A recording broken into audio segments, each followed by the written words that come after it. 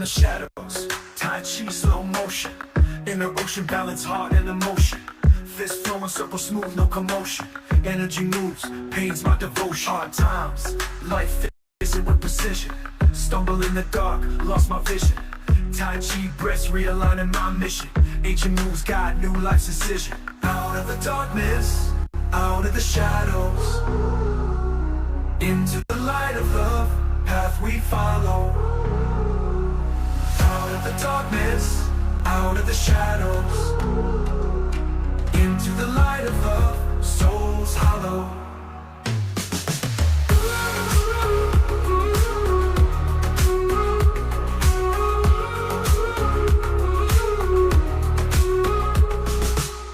Push hands, find calm in the chaos. Flow breath can erase in the layoffs.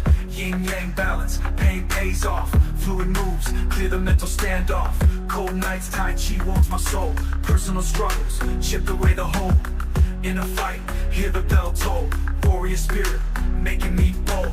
Out of the darkness, out of the shadows, into the light of love, path we follow. Out of the darkness, out of the shadows, into the light of love, souls hollow.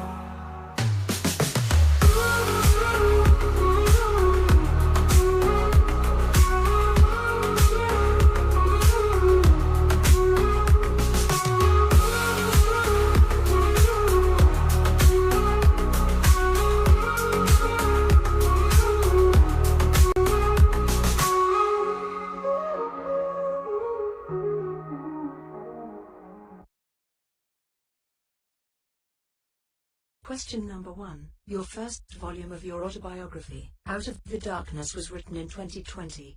How did the process of writing this book come about? Well, the reason how that came to pass, 2011, when obviously my life was threatened, I was near to death.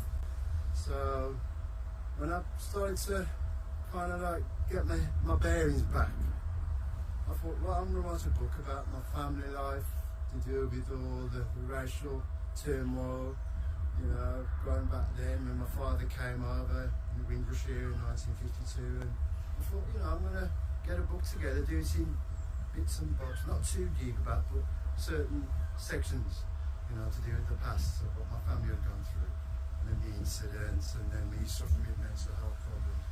And I thought, well, I've got through it, I just want to use that book, the first book, to help people who suffer with mental health, but any form really, whether it's PTSD, schizophrenia, all those types of mental health related problems which we humans suffer from through our lives. And instead of me taking medication, I thought, well, get this in the book, for people to get the help which is out there, and I just wanted to try and inspire people so that we can get through anything in life. That's what book one was mainly about. Question number 2. How different was the process for writing this second volume, Out of the Shadows, compared to the first book? It just came naturally, really, because with the incidents that happened to me in 2011 again, that triggered my childhood memories very badly and very vividly as well. So I thought, well, I've got to go right back now to when I was a very young child to tell the truth about what really happened to me. And that was the actual beginnings of my mental health related problems.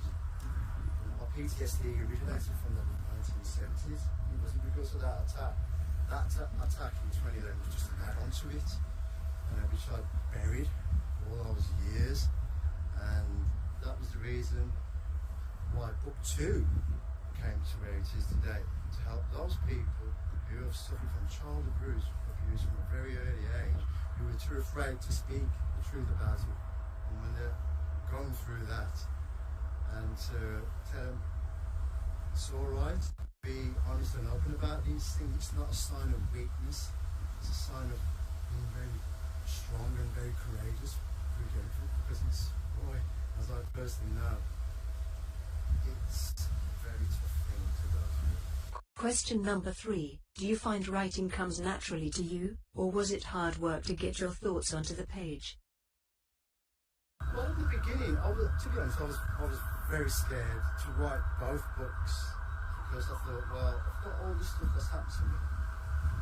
And it's not a way of venting it, it's a way of getting it out there as another part of therapy.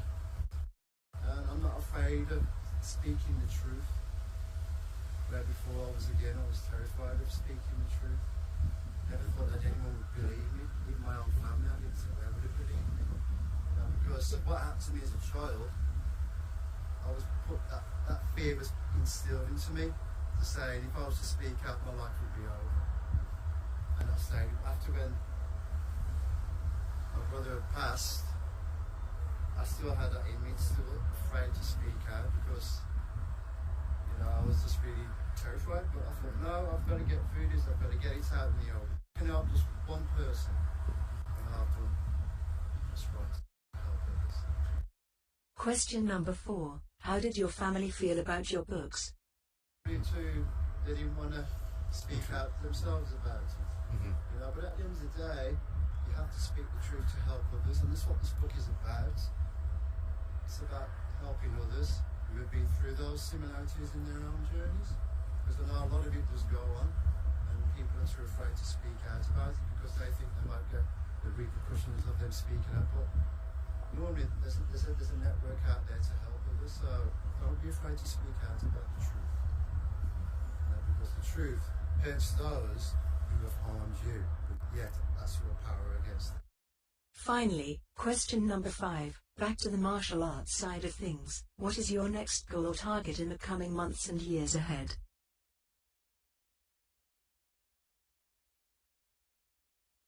What I want to do? I just want to show people that Chi is real.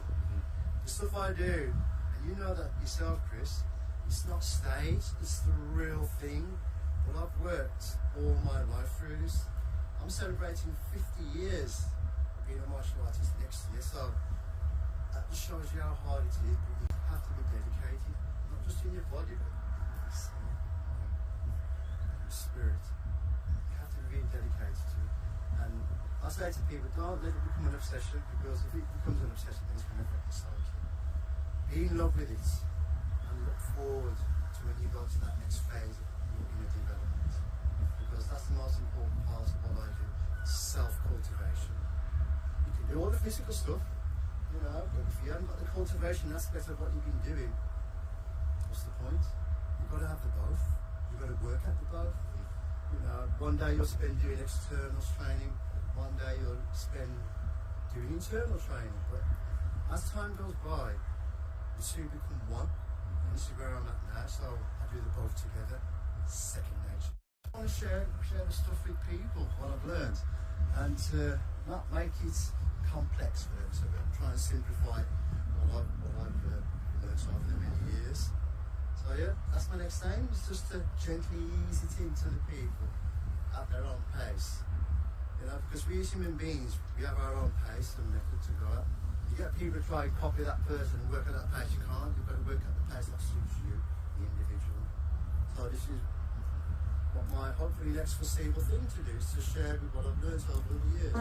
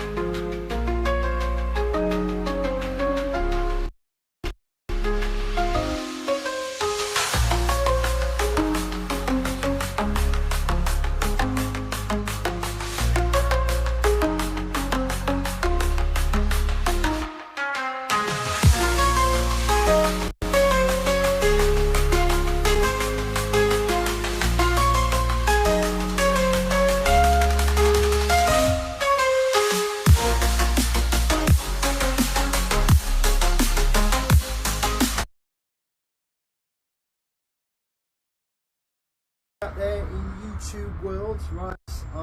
Still in Newcastle. We go back tomorrow.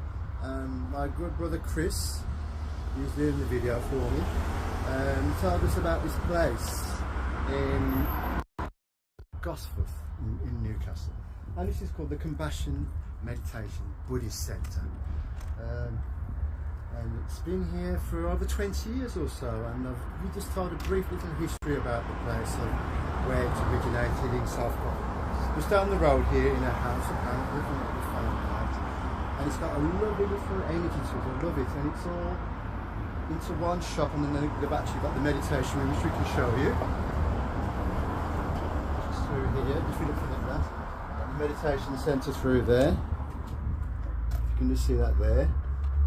Because they are Tibetan Buddhists, and I know a little bit about that because I stayed in a temple in the late 1990s in Scotland in a place called Dumfries, and it's called Sammy Ling's Tibetan Buddhist Temple. I stayed there for 3 weeks, and I didn't want to come back to the modern day way of living. I really wanted to stay there, but I knew I had responsibilities to come back. But yeah. So yes, we are visiting this lovely little place. It's got a lovely feel to it. So for those of you who'd like to come here, if you're ever passing by South Gosforth in Newcastle, then yes, visit this centre. We've got our own website as well, if you can just show on the camera there. Got the wonderful website, www.compassioncentre.org, all lowercase. So yes, it'd be a great little place to visit, and they're still expanding it as well. Yes, and I'm going to look around the outside of the shop, Chris. You can see if you look in the window here, they've got items which they're selling, and all proceeds go to the temple here. You've got books, you've got incense sticks, coasters, wraps, all kind of things they're selling here. You've got the Tibetan hats that they do have in here too.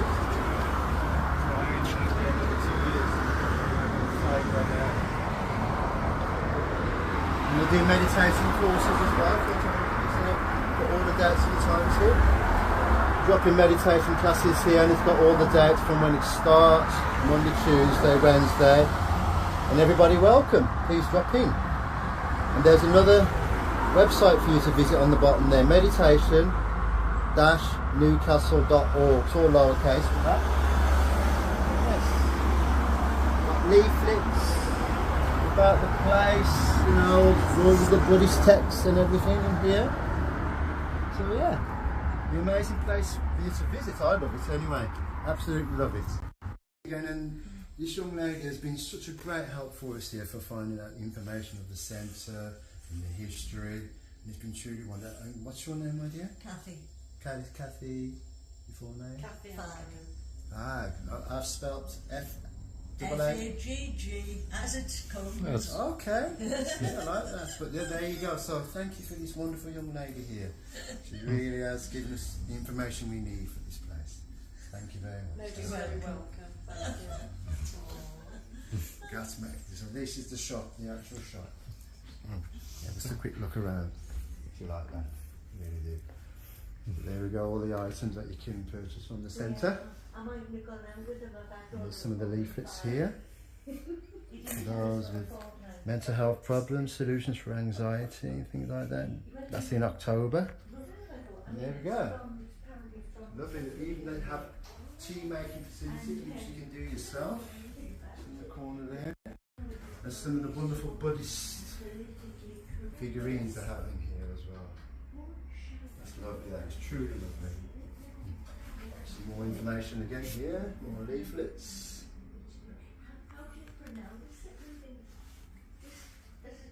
Some more, what absolutely wonderful place this is, truly wonderful.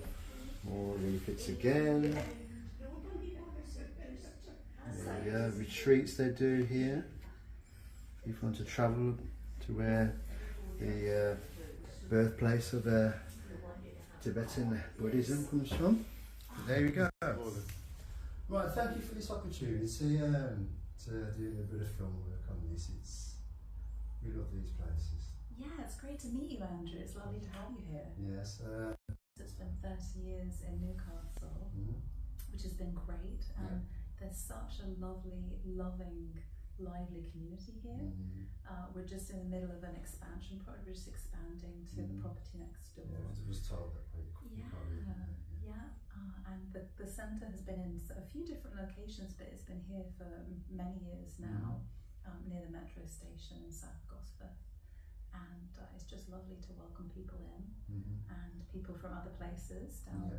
I was going to say down south, but actually it's the Midlands, slightly south. So is this the abbots of the centre? This is the founder of our tradition, Geshe Kelsang. Okay. Yes, and that's my spiritual guide, and the main spiritual guide in this tradition. Radiates. Yes, Radiates. absolutely. Absolutely radiates. And I see he's using the steel as well. Recognise that hand posture there. Yeah. So who's the abbot? Who's your abbot here? Well, I'm the resident teacher here. Oh, so right, I'm a Buddhist nun. I've been a Buddhist nun for 30 years. Wow. And I've actually been teaching in America for most of that time, although my family are Geordies. So I came back to the UK just last year. Wow.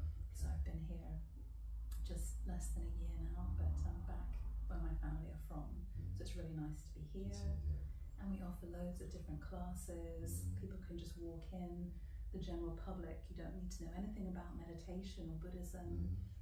There's introductory how to meditate classes, basic Buddhist philosophy and practice for every person. Weekend workshops, retreats. I teach some of them, some other people here teach some of them. Everybody welcome, that's our main ethic. That's what our founder Geshe Kelsang would always say, everybody welcome. So we put that on all our publicity. And have that as a main ethos for us. Where you come from. And understanding everybody can learn to meditate, everybody can transform their mind.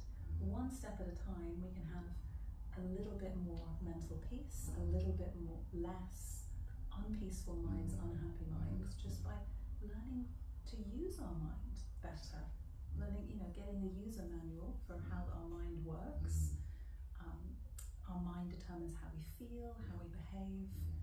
So meditation and positive thinking helps us to transform that, improve that in everyday life. Learning things like patience and love, compassion, how to reduce anxiety, increase wise and meaningful positive states of mind. That's one of my main things. Patience. I know. Patience. My patience is infinite. Oh, great! Really, Good for you. You've never known anyone with so much patience. Oh, it is my weapon. It is a weapon. It's power. Yes, it's a recipe for a happy life and really real is. inner power. So the world needs patience. Yes. You listen to people say, "Gosh, Andy, you're so chilled out and relaxed. What's your secret?" Just find it yourself. Fantastic. So thank you for this. It's really brilliant. And I'm having a privilege to be here because we didn't know about it until today. So yeah, we're gonna hashtag your company. We've taken some information of your websites. So you never know. My journey started in 1975 with the Bruce Lee era. And that's when I was born, Andrew. Were you? I was born 1966. The hippie era. And coming from my multiracial background, my dad's from the Caribbean, from Jamaica. So he came over in the Windrush era. That's when he came to this country. He was 18 when he came over. Because when he lived in Jamaica, his sisters in particular were saying to him, "We'll find you a bride over here." I said, "No, I'm not going to find my own bride." So he already had elder brothers living in England anyway, in Wolverhampton. So they invited him to come over. I was soon when he turned 18. And then a few years later, I met my mum. And mum being English, what it was like back then, it was a social divide. They weren't supposed to integrate with anybody, stick to your own kind. That's what the mum and dad defeated that. And they became wonderful, happily married couple years later. 10 of us. 10? Yeah, one of 10. Wow, how did they manage that? They did. We adopted Tina as well, so it became 11. But yeah, they went through a lot, and everybody was looking to see because mum was always pregnant, as one child was always born. Mum had wanted to have another one child, and people was looking at us and they were frowning down on us as well because of it. So when we decided, I thought, right, I've got to learn to self-protect because we did get bullied a lot because of it, because of being different to everyone else. And the Bruce Lee era in the mid-70s, that was it. And that's when my love for the martial arts journey started, and never knew to one day it would get me recognised around the world for what I do, because I'm different from everyone else. And yeah, it was just nice to get the recognition, and I've been through some very horrific times as well. I was nearly murdered in 2011. I was attacked by a racist while I was at work, so I worked in security for a lot of years, and yeah, that was out of the blue. This man tried to take my life, and got all of the press coverage for it, and I was on This Morning show as well with Philip Schofield and Holly Willoughby. I don't know if you know about those. Do you know about them? A little bit. A little bit, yeah. Well, I was on there, and that got my name known all over the world for being a person who not to quit and give up. Right. And then I decided to write my first autobiography, which is called Out of the Darkness, which we launched in 2019. And then I launched another book this year in June called Out of the Darkness. It's about my child, so I went through some tough times as a child. And yeah, it's just wanted to tell people that you can get through it. Yeah. And then I met Maxine, and you know, I love Buddhism, the way how it takes away the complication of things to simplify your life, to try and, you know, enjoy life every time as you wake up, and try and keep things simple and basic. And that's one of the things I loved about Buddhism. Then Maxine came to my life, and she really got me more into it as well. And she does the chants and the mantras and things like that, you know. And do you have any favourite practices in Buddhism, or anything you particularly like about meditation? well, the meditation aspect, which is one of my main things. I do the Qigong versions. I do the subvocal healing sounds as well. We've got 6 sounds of Qi. Qigong, there's 6 of them. And I know I do the Taoist breathing methods, which is the reverse breathing style, and I've been doing it for many years, and that's what's activated all my chakras, all of them, every single one of them, so I know them all. And people were quite amazed when I do my Tai Chi at the UK martial arts shows. I can amplify my Chi and send it out to people, which is quite rare to do. And Chris will tell you about this, even Maxine will say people's reactions, they can't understand that there's someone like me who can do these kind of things. Why would someone like you not be able to do those kinds of This things? is the thing in the Western world, because they can't, you know. I mean, in Buddhism, we believe every living being has Buddha nature. Yes, exactly. And it's extraordinary what we can come to do. Yeah, we have got abilities in us which have been hidden away since the dawn of time. And unfortunately, man as a whole wants a quick fix. He doesn't want to go for that journey to work at himself, to really develop himself properly. And he just wants a quick fix, but there's no quick fix. And there never will be, because I know that. What I've been through. But there's still simple things we can do to make our lives easier and better. Like understanding happiness depends upon our mind, not upon what people think about us or what's going on elsewhere. Exactly. And when we get even just a little glimpse of that, which we can at any time, that really helps us calm down. That's true. Realise we could start to find happiness within ourselves, and then everything becomes possible. Even if the whole journey might take a very long time, those initial steps, or the steps we can take in any given moment, are still incredibly powerful. And we don't need to be any different person. No, that's true. We can be any person, every person, to recognise, okay, the way I react to this situation is going to determine how I feel, much more than what anyone else is doing, or anyone else is thinking, or what's happening to me outside. But yeah, so I've really simplified a lot of things over the years. I love life. That's great. When I wake up, sometimes I'll meditate all through the night. Yeah. You know, which is not an easy thing to do, isn't No. it? Really? But I would say I've mastered it, but I've learned how to do it properly. Yeah. And I do. I love life. I love that feeling of being alive. Because once you've experienced a life and death situation, which I have on a few occasions, you really understand and know why you are here.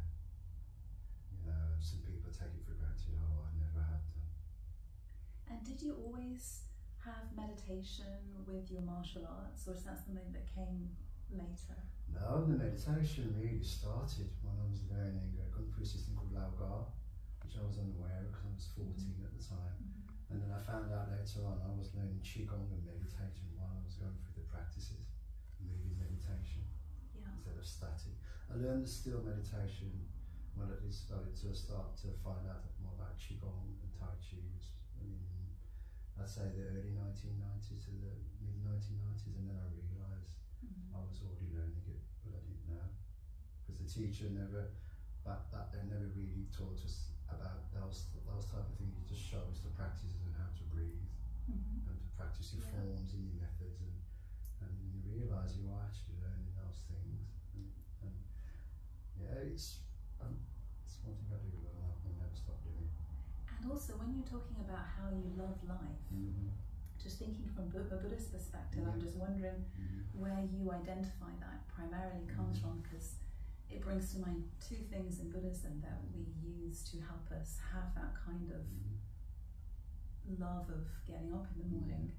One is actually meditation on death, realizing how brief this life is. It's not something we get to keep. Like one Buddhist saying is thinking that we're a traveller bound for future lives. We're just passing through this life, and that helps us really appreciate any given moment or any given day. And the other thing is loving other people, getting beyond ourselves, thinking me and mine. And when we start moving into you and you, hey, what about you and yours? May you be happy? What can I do for you? That those two things help us to appreciate and love our life more.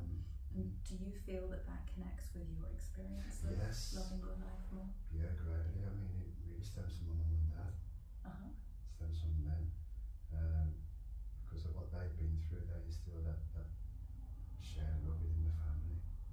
I mean, Chris will tell you, come from a very loving, kindly family, and I've always had that because Maxie, she was never exposed to that from her childhood, where I was from day one.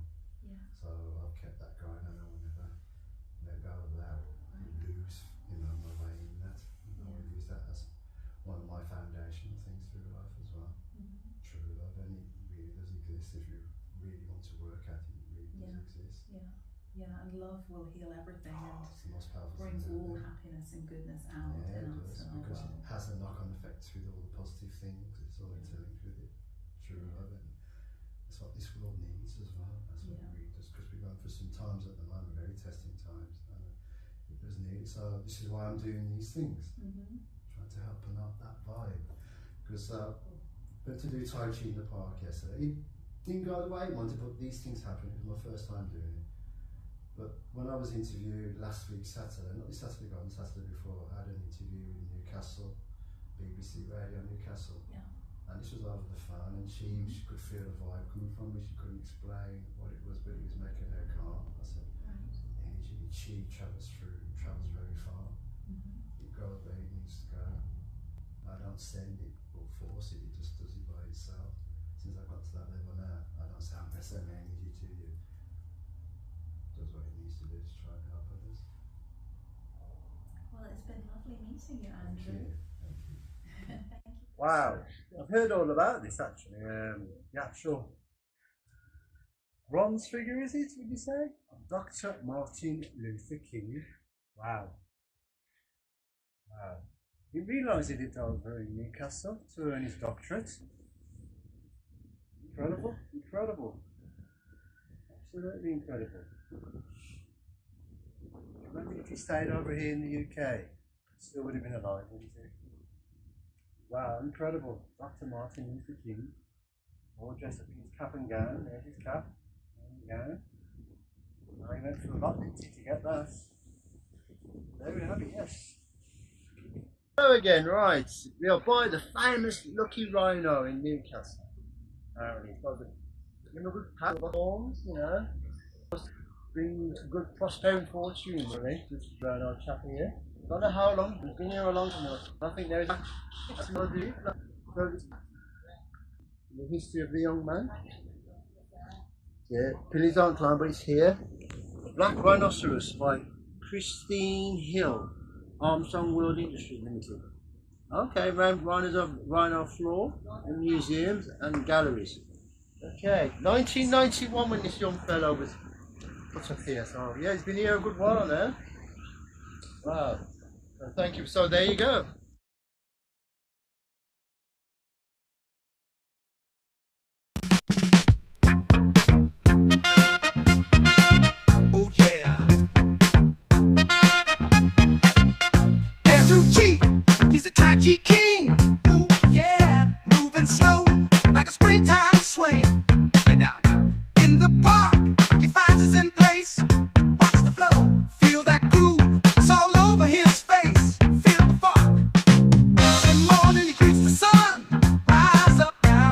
Chi moves, the day's begun.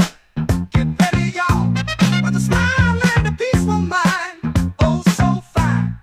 Andrew's gonna make you feel so kind. One more time. Andrew Chi, the master of Tai Chi. Woo! Moving like the breeze so naturally. Oh yeah. Andrew Chi, the master of Tai Chi. Get down, bringing harmony to you and me. Feel the sound on Funky Friday. He steps to the beat. Woo, woo. In the dojo or out on the street. Get down, watch him glide like a funky bird.